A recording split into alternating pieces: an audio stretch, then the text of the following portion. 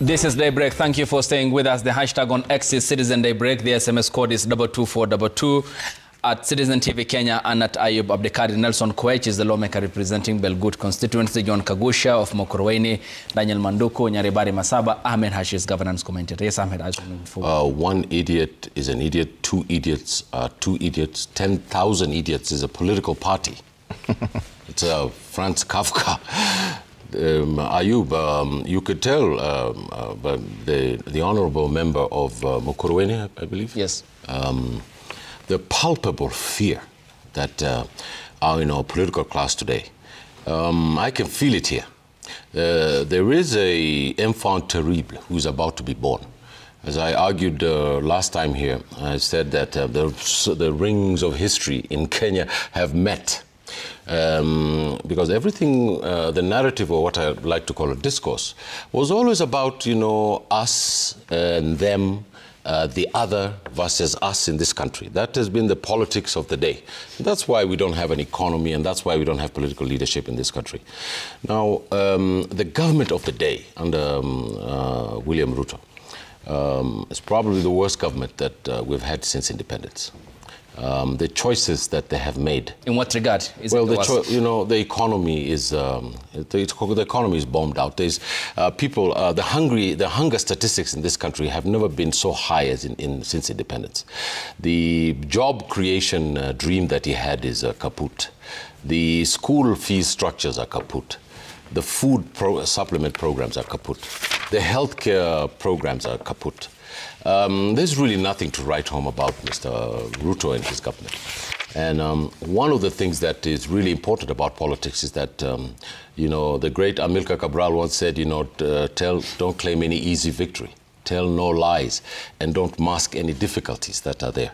And I think that if the president came out and said that this is the problem we have in this country, this is how, what I got when I got into office, and I need to fix these things, and I want the people of this country to help me fix it, then he would be a talisman who would be leading people. The problem is now is that he has not created a buffet in the government. You know, there's a French fancy word called table d'hôte. You know, there's a buffet, there's a la carte, and then there's table d'hôte. So, you know, the budget, the money in this country now is a fixed price. We know the corruption that is in this country has reached the stratosphere, not the atmosphere. The stratosphere is past the atmosphere. Exclusion has become the main thing of the day. And now we have the return of the Kamatusa, the Somali, Turkana, Kalenjin, you know, the pastoralists where we come from, to stand up against the Mount Kenya who are in government, and when they could not eat, left. There's no tribal division between Yuda. It was the process of eating that was compromised. And when that was compromised, everybody left. The deputy president, remember, I criticized him a lot on on another station, that he began his term as a tribal chieftain. And he would say, you know, this is our shareholding company. And today, it's at the height, the hypocrisy of that man is just so astonishing that he has now said that President Ruto is the one who told him to say that. I mean, you know, even I would hide that from the public. For him to say the president gives him letters to write in campaigns is a joke. So you can tell that our leaders, Ayub, and I'm speaking on behalf of this country, have just failed us.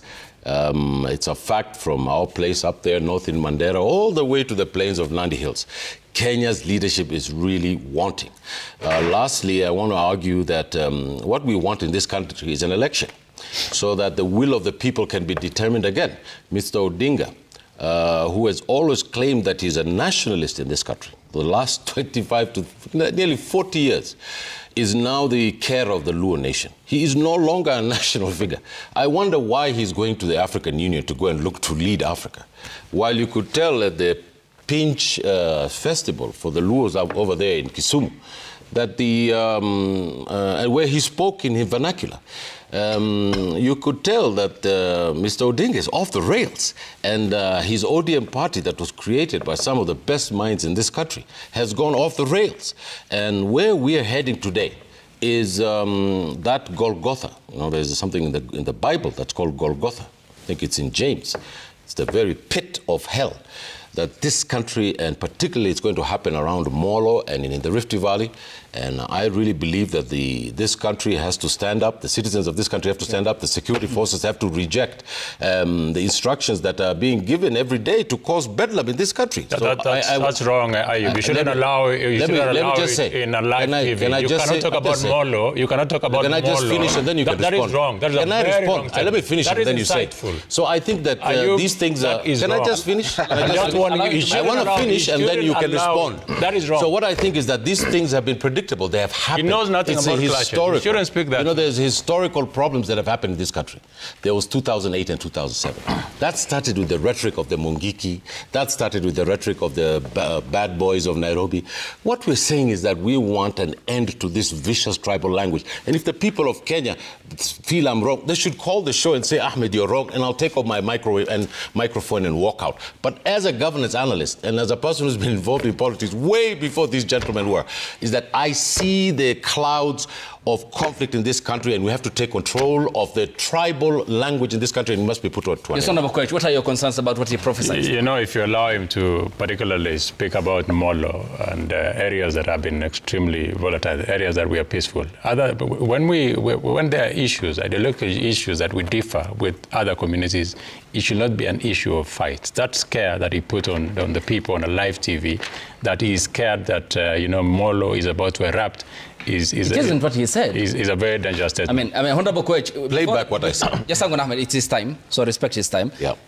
The National Cohesion and Integration Commission and the security agencies often map out areas that they perceive are hotspots in the elections. Yes. That's not, does not they are not hotspots. To incite. How did you know they are hotspots? That's what the institutions of government say. They are not hotspots. It's just a creation. That's what NCIC says. Yeah. That's what security agencies say. No. That's what I'm telling you now. I come from that region. They are not hotspots. We live with the Kikuyu. We live with the Kisii. We live with all the communities, and we have no problem whatsoever. And no one should speak about that. You're missing the point. I'm not missing the point. I'm very clear in my mind. I know. I'm not a fool. I know where that was going. The point is, Honorable Koech, I mean, we're having a rather intellectual discourse here on the just Honorable Kagushia. The point is then, security agencies often lay out. Have they mapped it as a hotspot? Have they mapped it now? Have they mapped it now? The point is then that the point is the language of the political class in this country concerning, including those who support the government. It shouldn't be. What is concerning? Tell me one statement that you want me to say is concerning. Okay. Can I then ask you this? Yes. Let me ask him the statement. Do you support the killing of 5,000 Gen Zs as proposed by Farah Maalim? I don't support. I don't. That is outrageous. I don't support, not even 5,000 Gen Zs. I don't support killing of any human being. It's as simple as that. You know, we have a constitution in this country, are you? We have, and the constitution and the letter of the constitution, every one of us is a subject to that constitution. So we do everything under the constitution. So killing of people, who approves that? That is wrong. And these are members of the political establishment you subscribe to. Do you tell them that I don't? He doesn't. By the way, for information, Farah Maalim is a Wiper member of parliament. No, he's not. He was expelled. He's a member. So I don't know. He's a member of the House. You share your own national leaders, aren't you? But I'm saying individuals do make statements that sometimes border on incitement. Yeah. And they must be condemned. Including the president. And I do condemn that. What did the president say? Well, in 2017, the Deputy President of the Republic of Kenya called the people of Law Nation militia. Well, I don't remember that. On international TV. I don't remember that. He said that. I don't remember that. Well, he said that. And I think, Ayub, what you are doing is, let's focus on a debate that makes a lot of sense, so that we don't lose track. Yes. We were speaking about Farah Maalim, yes. And I said, the killing of any human being is wrong. And that statement was wrong. If he actually referred to the Gen Zs that should be killed, that was wrong. And I've also said here on this show that the only demonstration that was done by the young people of this country was one. The other one was executed by politicians, including the former deputy president. And the DPP has approved charges. That's worse than what I said. Has approved. He has approved charges. And you have no evidence. There is evidence. He has double standards. No. You're accusing me of incitement and you're doing because the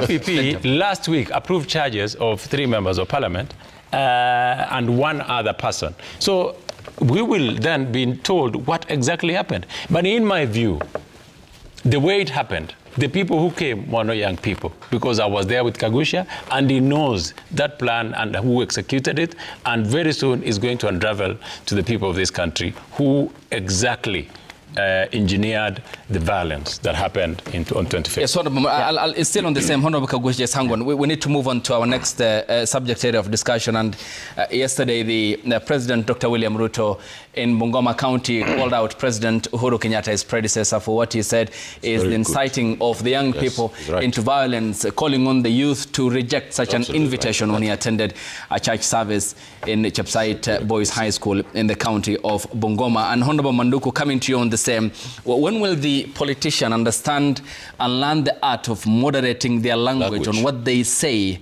and what the Kenyan people take from that? Ayub, I see it differently because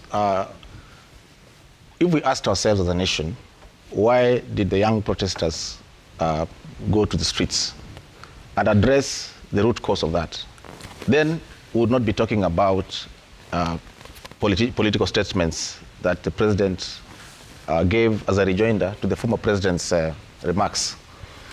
The young people came out in the streets principally to protest against what they thought was exclusion, to protest against what was lack of jobs.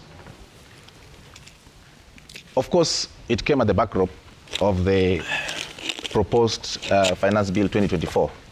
And as a nation, we have never really addressed those causes. If I was President William Ruto, I would spend more time trying to rectify what the young people were protesting against, rather than giving a rejoinder to the former president's remarks. This government, starting with the president, have not addressed the issues that the young people talked about: opulence, corruption, exclusivity, lack of employment, lack of opportunities, tribalism. If you ask me, those have not been addressed. And so, even if the president comes out to castigate his predecessor, as long as he doesn't address those issues, we are still back to square one. And let me tell you, Ayub, what I know is that we have about 7 to 8 million young people waiting to register as voters. Wow. Come the time, they were going to punish us. Most of us in Parliament, and I'm on record as having said that it is less than 10 to 15% of us will make it back, because of the anger, the pent-up emotions the young people have over what they see as a lack of governance in this country. Now, coming to the president's statement, I think it's also wrong for the former president, having known very well that in his 10 years in government, he did nothing to address the young people's plights. What William Ruto inherited is as a result of many years of neglect of the young people. Absolutely. I agree. What did Uhuru Kenyatta do as a president to address issues of ethnic exclusivity? Nothing. Job creation? Nothing. So William Ruto inherited the bad governance. You handed him a coffin. Which Uhuru Kenyatta had run this country down. We took 10 trillion shillings under Uhuru Kenyatta's regime in debt. Where is that money? It was stolen by his people. If that money had been put, moderate his language. If that money had been put in critical sectors. When the president assumes authority, he is a state property. It does not belong to certain community or people. Well, that is assumption, but in reality, in reality, that is never the case. I mean, to say his. Let me tell you. Just someone to say his people is then ostracizing the community he comes from. Well, and President Kenyatta, for the 10 years he was the head of state, was a state property. So we should hold him to account based on him being the state property. And I sit in a committee on public debt, and we interrogate the many loans that we took as a government. These loans were never put in critical sectors which would spur the economic growth, and therefore solve most of the problems that William Ruto has inherited. So he cannot come out now and pretend to be cleaner. I agree. I agree. President William Ruto inherited a government that was broke, that had high debts, that had governance issues. In fact, you remember the issues of River Yala. They have not been addressed. Yeah. And so you can't be a saint because now you are a former president. In fact, if I was asked, all these ills are as a result of the bad governance that Uhuru Kenyatta had. Okay. Honorable Kagusha, coming to you.